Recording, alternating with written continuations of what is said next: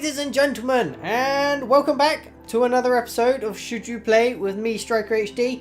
Now, I'm going to kick it off by apologising for the hiatus I've been on currently. It's been about like 4 weeks or something stupid since I did my last video, and I apologise immensely. Believe me, I feel just as bad about it because I enjoy making these videos and I've missed it.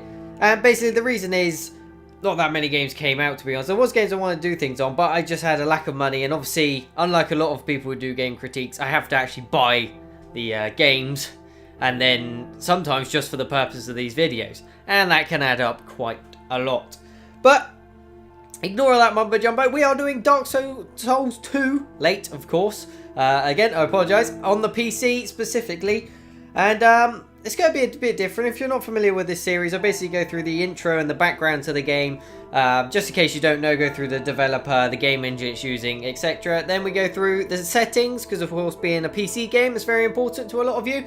Graphic settings, audio settings, whether you can rebind the keys, etc. And there'll be annotations to skip to each part if I remember to do it. So there we go. Hopefully I do. And then finally, we'll go into the actual content of the game. And usually I'd kind of explain how the game works, what you can expect, the different modes. But with this video, I know practically all of you, almost guaranteed, gonna have heard of Dark Souls 2 in some way, or seen the original one, or Demon Souls, and know what the game's all about. Know the basics about it, and I don't want to go through the story and things like that because that'll ruin it. So the main purpose of this is, of course, to go through and give you guys a look at the graphics and the improvements over the console version, because of course you can pick it up on the 360 or the PS3 if you wanted. I just want to kind of give you an overview of the reasons why maybe you should get this version instead, or maybe why you shouldn't. We shall see. So, introduction wise, the Dark Souls 2 is developed by From Software, who also did the previous ones, and it's published by Namco Bandai Games, who I'm sure many of you will be familiar with.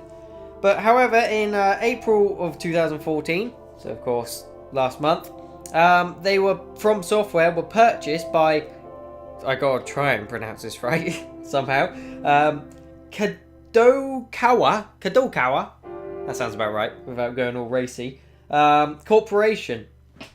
And they bought From Software, the developers. What that'll hold for the future, we can't currently say. I imagine it's just a standard purchase. They'll keep doing the kind of Dark Souls games, the Demon Souls games. Although I think Demon Souls is actually, the rights to that is actually owned by someone else. But there we go. That's something you can look up if you're interested. Release date wise, I haven't got them all down because it was released in random days across the world, and there was quite a few of them. So the basics are on PS3 and 360. It was out everywhere on those two platforms by the 14th of March. The 14th of March this year, it was out on the 360 and PS3 all across the world. Staggered a bit. I think it was from the 12th or 13th to the 14th, so it wasn't a big gap. However, on the PC, it didn't come out until the 25th of April, so over a month later, and it actually came out in the US, I believe, on the 24th, and then the retail version in the US came out on the 25th. Here in Britain, we had the digital version on the 24th, the same, I believe, and then the retail version actually only came out on the 2nd of May, which is when I planned to do this video, because I missed it the first time, and of course I messed up, so there we go. So yeah, it didn't come out until then for various distribution reasons, as sometimes happens. And then genre-wise, again, I'm sure most of you have seen it before, but it's basically an action RPG. It's got some, people will probably get mad for me saying this, but hack and slash, in inverted commas, action and gameplay mechanics in there. Obviously, like God of War is a hack and slash.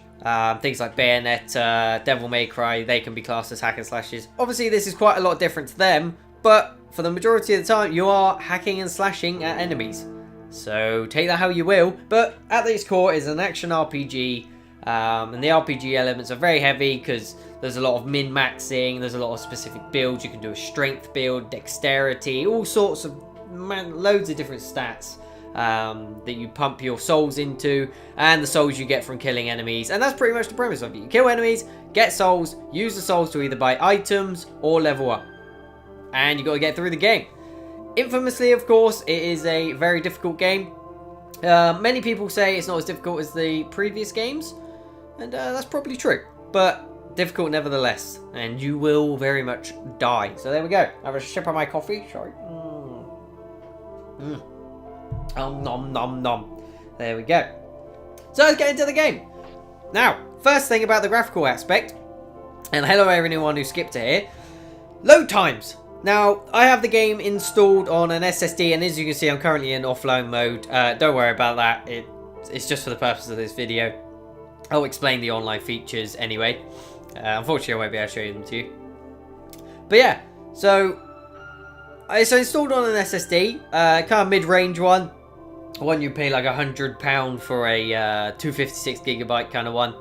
I can't even remember which one I got it on. I think it's the Samsung Evo. But anyway, load times on the console versions are disgusting.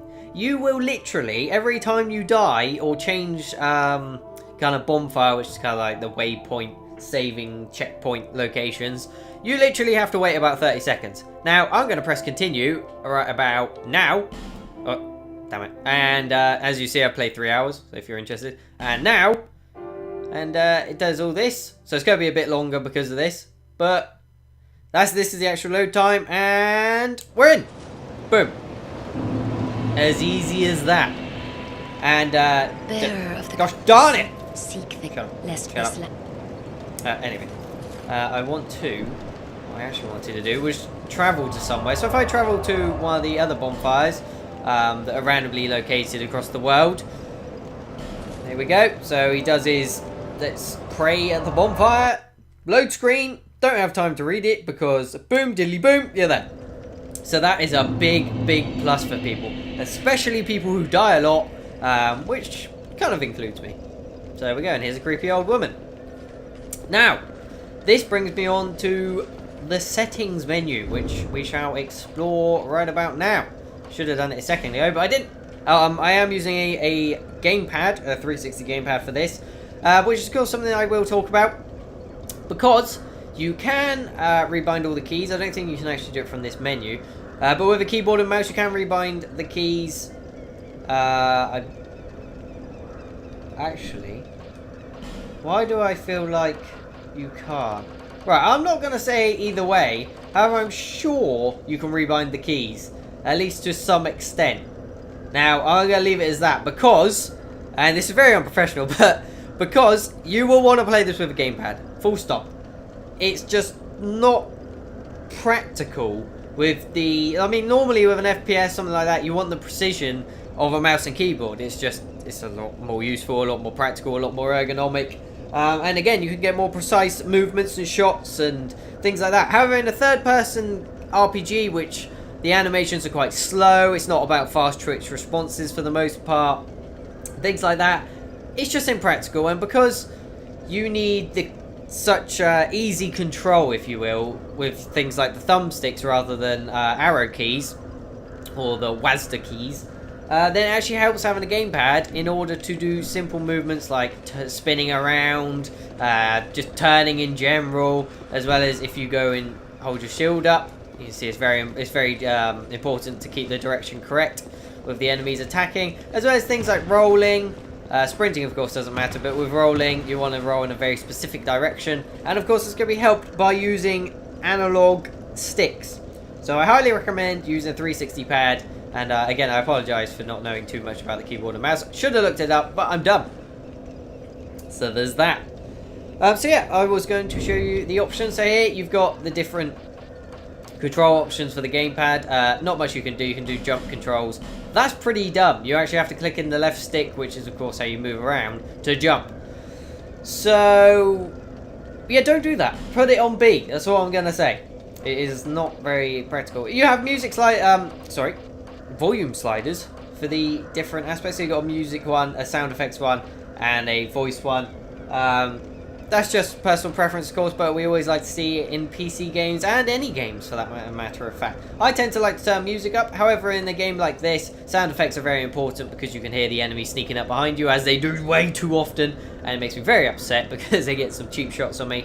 As well as certain sound cues, whether someone fired an arrow, whether you're about to have a firebomb in your face, things like that. So it's good they're there. So you can mix the audio as you will, as well as sensitivity and vibration options. And if you're weird and like your camera inverted, then there's that too. And then you have the... don't tell me. Oh, there we go. No, there we go. See, what I said earlier, I did think that was weird. Oh, I'm happy. So there you go. You can rebind all the keys. Again, I was being an idiot. I just forgot that menu was a separate one, so that clears that up. And, okay, be nice. And then video settings. This is what you all want to see, I'm sure. Of course, you have full screen, as well as windowed, and that's it. But some people would like borderless windowed, and a few different options, but they're the two key ones that most people are going to want. In terms of resolution options, you've got all the ones you would ever want, because, of course, the original not infamous. Dark Souls was infamous for having a major lack of graphical options, resolution options, and just being so poorly optimized it wouldn't run on a blimmin' supercomputer. So there we go. That is a very welcome sight for many of you. Of course, the original Dark Souls, when it was ported to PC, was an absolute mess. You couldn't go above 720p, I believe. It was locked to 30, but never got there. And the graphical options, the other ones I'm about to show you, were like 2 options, I think, and it was like anti-aliasing on and off. It was awful. Of course, it was modded quite quickly. There's a wonderful mod, I can't remember his name, because I'm terrible. And he modded it pretty quick and fixed all those issues. However, it never actually ran that well. I actually don't want that on. So you've got your auto detect things there as well. We'll hop over to these. Look at them. There are more than a lot of AAA games. They definitely changed it. So you've got your presets. You've got texture quality, shadow quality, effects quality, anti-aliasing on or off. Again, as I always say, I would like to see it 2 times, 4 times, 6 times, etc. Not included. Motion blur on and off. And camera motion blur as well. So that's quite good for people who hate motion blur, which I know a lot of people do. And trophic and I can never say it. A filtering. A filtering. There we go. That's what I'm going to call it from now on. So you have a few different options for that, which of course help it run on lesser PCs. And I'm happy to report that the frame rate is locked to 60, but again, you don't really need more than that unless you've got a 120Hz monitor, which frankly not many people do. So there's that, and they only really help for first-person shooters that much. But it runs at a constant 60 through all the encounters I've been through. You can have quite a few enemies on screen, a load of different lighting effects and things like that going on at the same time, and it runs at a constant 60. So bravo to them for that. As well as SAAO, depth of field, water surface quality, all things you can fiddle with, as well as model quality and high quality character rendering. Which kind of brings me on to what's actually exclusive for the PC version. And of course it's going to have higher resolutions. I run my games at 1440p. For this video I've turned it down to 1080 just for the recording. Anti-aliasing is a thing that last generation consoles, well, I mean, it didn't exist, let's be honest. Everything was a jagged edge that wasn't connected in a straight line at all. So there's that. Of course, you're going to have the standard PC features you get with any game, as well as SSAO and trophic filtering. English. And these ones, like the high quality character rendering, they're all going to be things that on the 360 and PS3 versions you wouldn't find, as well as how professional of me. Well, there we go. As well as these being on high with the textures, of course, on the console versions, it would effectively be on medium or lower, because that game is not good looking on the consoles, I'm afraid to admit. But there we go. There's loads of options, and that is great. Keep current settings. Yes. Do that. And then here you have your brightness options, subtitle options, whether you want blood on or off. if you're into that type of thing. As well as the HUD options, which you can hide. You can so if you're not in combat and things, it will hide. So that's always nice for people. And now it is time to discuss the actual graphics. As I said, it is not a good looking game at all on the last generation of consoles. And while it looks a hell of a lot better on the PC, you can't help but feel like they could have done a lot more. If I show you some of the textures up close, you can see they're all, for the most part, very washed out. Get around this pillar, please. There we go. So you kind of see there's a lot of jagged edges. There's nothing that's that smooth in terms of things that should be smooth. Obviously, anti-aliasing is on. It works. The resolution's higher, so there's no obvious pixel lackage anywhere. There's no blocky objects per se, as well as the lighting effects. Fire, it doesn't look that great. A lot of games really need better fire effects. And I did mention earlier, actually, it does use the Havoc engine for physics, and the physics are pretty cool. If I could find some barrels. Barrels? Any barrels? Any barrels? Barrels! Okay, I didn't want to do that. That's locked, isn't it? Well, if you smash through barrels just by rolling into them, they break apart very nicely.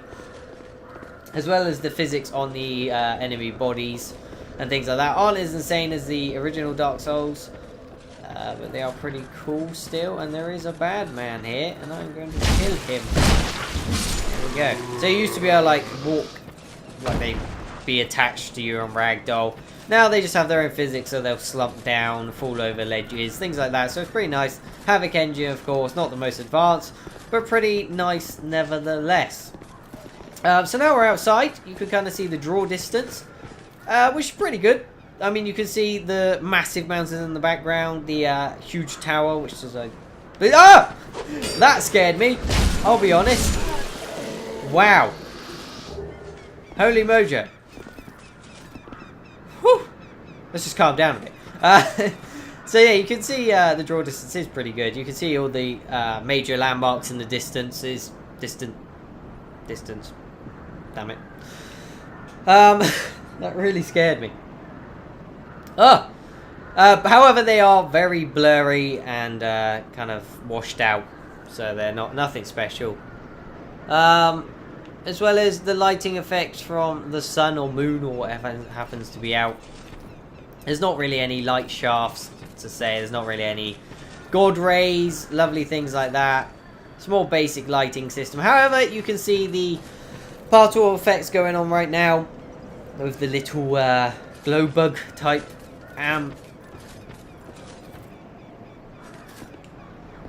Brilliant. Havoc engine, ladies and gentlemen. Just floating around. So they add a bit of atmosphere to the game. You can see the cloth on my armor, as well as the little dangly thing on my back, which you can see there. Has its own physics. Just little details. The game is very detailed in terms of the little things as the grass moves and sways as I walk through it. It also has its own sound effect. Things like that. If I attack a wall, you see the sparks and little bits of rubble pop off. But besides barrels and tables and things, there is no proper destruction. So, although some walls can be knocked down to create shortcuts, like this one. However, I cannot figure for the life of me how to knock it down. So there we go. But again, textures-wise, it's not fantastic. As you saw when I was outside, things are washed out from a distance, and especially at 1440p, they do look pretty good. Okay, don't want to do that. But for the most part, as we can see when we go down here, look at the wood, it's very murky. But again, miles and miles better than the console versions, as you'd expect, of course. But yeah, like I say, I think most people will be happy enough that they got the game right now. You see the textures on that wall are horrific. Most people will be happy enough that they actually got the game running, and running very well. And while they did put graphical improvements in to boot, even if they aren't quite what a lot of PC master race, or just people who generally play on the PC, I got 2 of them in about the last second, would expect. Some surfaces are shiny, they have kind of nice light reflections, but again, like, that ain't no tessellation, boy. So it looks okay from here. You think it might stand out and be textured and things, and then you just look like it's a JPEG image. So yeah, it's kind of disappointing in that aspect. But like I said, the old game ran so poorly that you can't really ask for too much. Maybe in the next iteration, maybe Dark Souls 3, that's when we'll hope for the proper PC experience on Dark Souls. But again, fire effects, they look reasonable. They got the 3D aspect to them. And sound effects wise, it's the same as the consoles. Might be a bit clearer, a bit more fidelity, but I couldn't say. But they're very nice. You get the sound effects from you hitting different materials, if it's a brick wall, if it's wood, as well as footsteps are very prominent in the game and obviously very useful. There is some pop-in, as you see when I walk through here. I don't know if you can see in the distance. That tree down there pops in, as well as the actual ambush themselves. They disappear, again, to make it run better. But it's pretty disappointing to see on a PC game when we effectively have unlimited power. Obviously, judging by your budget and the resolution and things.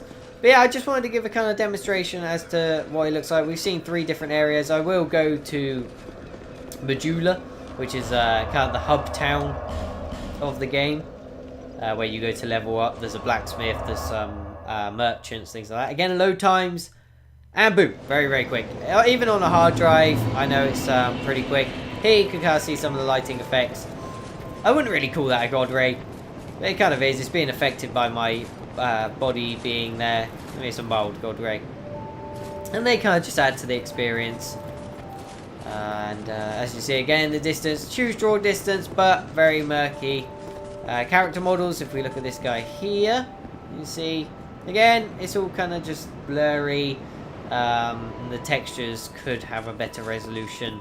Maybe someone can mod it and add a massive texture pack to it, and that would really help the game. But my point is, overall, the game looks a hell of a lot better than the 360 and PS3 versions. And aesthetics-wise, there are some incredibly beautiful locations. They vary immensely. You can get just the dark, murky, disgusting swamps and sewers and dungeon areas. But then you get areas like this where it's beautiful.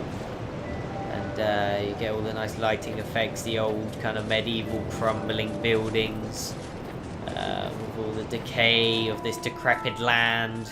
And aesthetically, the Dark Souls and Demon Souls games have always been incredible, and this one does not fail. However, on a technical standpoint, again, it runs very well, but it is not the prettiest game by any stretch of the imagination. I've already been going 23 minutes, so I kind of want to cut this down. So yeah, lighting wise is reasonable. It's nothing advanced. Textures an improvement over the console version, but nothing incredible. Effects wise, there's some nice sparkly effects. If I actually rest at this bonfire, you'll see one of them as it goes woo. Well, that was kind of a rubbish one actually. It's when you light a bonfire, it has a nice kind of particle effect going on. Again, particles flying around in the air, pretty nice. Animation wise, you can see it's the typical Dark Souls. They improved it over the last game, and you got the nice sounds of it swinging through the air, things like that. But it's no different to the console version, so that's nothing significant. And of course, the resolutions will go up to what is the highest one on PC? Very high. I don't know if it would go to 4K. I think it does. It definitely does actually. It goes up to 4K resolutions. So there's that, if you like them. Of course, the original Dark Souls did not, so that is a big bonus for a lot of people. But yeah, it runs fine. Control wise, of course, I recommend a gamepad. However, it does have the keyboard and mouse support. It does work, which ironically the gamepad support at the beginning didn't for some people. However, they did patch it in, I believe, and it works fine for me with the 360 pad, using it wirelessly, and I believe it works wired pretty fine as well. I do know that is a problem though, and some gamepads don't work for the game, but it is something they have addressed formally and have or are fixing, depending on when you're watching this video and whether they've done it. So finish it off, guys. I'll kind of go through the modes, if you want to call them modes. You have the standard single player game mode, which is of course the story game, where you just progress through the game, beat it, basically with the aim of collecting enough souls to level up enough to beat the bosses, eventually get to the end zone and beat the final boss. That is effectively the premise of the game. But during your journey, if you are online, as I am not currently, you will see, as with the old games, messages on the floor, which you can read. They'll give you tips and hints on what's coming up and kind of how best to get through the situation you're in. If you're coming up to a boss, someone might say, here's an ugly moat, might say boss ahead, things like that, or try range combat, as well as blood stains, which are very interesting and a pretty unique feature. So you will see a blood stain on the floor, literally a pile of blood. You click on it and you will see a white spirit, which is effectively another player, and you will see their last few seconds of life and how they died. So a lot of people in this kind of area just jumped off here because, well, they're dumb. And I don't know why they did it. So you'll see how that happened. But it kind of helps if there's like an ambush coming up. You might see that someone was fighting some enemies that you can't see and kind of predict what's going to happen. Which some people don't like because, of course, they kind of see it as cheating in the way that you kind of being told what's coming up and you don't get the surprises that you would if you're playing it offline. However, as I said, it's an infamously difficult game and people like help, and it's a pretty subtle way of helping people. So there's that. As we just look across this vista as I wrap up. Also have some souls. That might be enough for one level up. So yeah, so the multiplayer aspect, if you want to call it that, is kind of that subtle, kind of subconscious type thing that's going on around you. You see the white spirits sometimes pop up in different places randomly.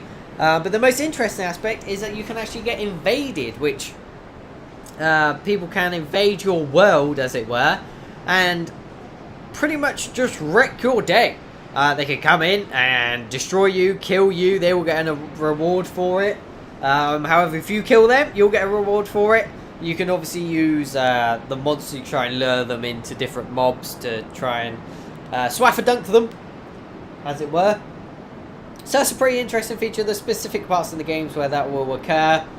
You can have one or more people invade you, actually, and there's certain covenants, like the guy over there directly opposite me lets you into the blue covenant, which is kind of a way of helping to protect you from people invading, and there's certain rings and equipment that will aid you in that. I'm not going to go through the stats and that. They're basically the same stats from the older games, just different variations, and it's what you'd expect. You get things like strength, dexterity, health, stamina, the standard RPG affair, as well as the equipment. You get a shield, you get leggings, boots, helmet, arms, chest piece, and the standard weapons. You get things like, why am I doing that? The swords, you see my mace, you get long bows, crossbows, short bows, and obviously different arrows. Or you can be a sorcerer, use magic, stuff like that. But again, this isn't the purpose of this video, unlike most of my videos. This is mainly to focus on the differences in the PC version. And yeah, I was going to say about the co-op, you can put down summon signs where people can actually summon you to their world to help out. Or you can screw them over if you want. But if you help them out and help them defeat a boss, which is predominantly what it's for, then you'll get a reward for it, and it's kind of a nice team effort. So it's more of a co-op experience than anything, and an indirect co-op experience, because of course you can't talk to the people in a game chat or things like that. So yeah, it's pretty interesting. And I think that about wraps it up. But I guess I should answer the question as to whether you should play Dark Souls 2 on PC. And I'm going to say yes. You can pick it up for, well, so actually retails are £40, which is pretty disgusting. It's a very long game. It'll take you 40 to anything above that hours to complete, and then you've got New Game Plus after that if you want to do that. Obviously you got to die a lot, retry a lot of things, learn a lot. You can just watch walkthroughs and things to make that quicker, but it's a very long game. 40 players, 40 hours even at the minimum, I'd say, unless you're going to do some stupid speed run. But these videos are for the average player. So yeah, it's definitely worth picking up. However, if you go over to Green Man Gaming, you can always get at least 20% off the game, reducing it to £34. Ignore that. £32. Mathematics. So that's a bit more reasonable. However, you go to GameKey websites like Simply CD Keys, what's the other one? G2A.com, things like that. They tend to have it cheaper, usually between like £20 and £30. So I highly recommend picking it up if you're interested. If you watched a playthrough, Seamus, one of the creatures, SSHOPKC or whatever his name is, does a good one, as well as Immortal, another one of the creatures. They both do very good playthroughs of the game in their own styles. So I'd recommend checking them out first. If you like the look of it, pick it up for yourself, experiment with it, and have a good time. The graphical improvements are for the most part minor, but are definitely there. It runs fantastically. It's what most people were asking for, and like I say, maybe the next iteration will really take advantage of that unlimited power in the PC market. So, thank you for joining me. If you got all if you got to the end, I love you very much. I appreciate it. And if you could leave a like if you enjoyed, then I will love you forever. And, yeah. See you next time. Action roll. Move.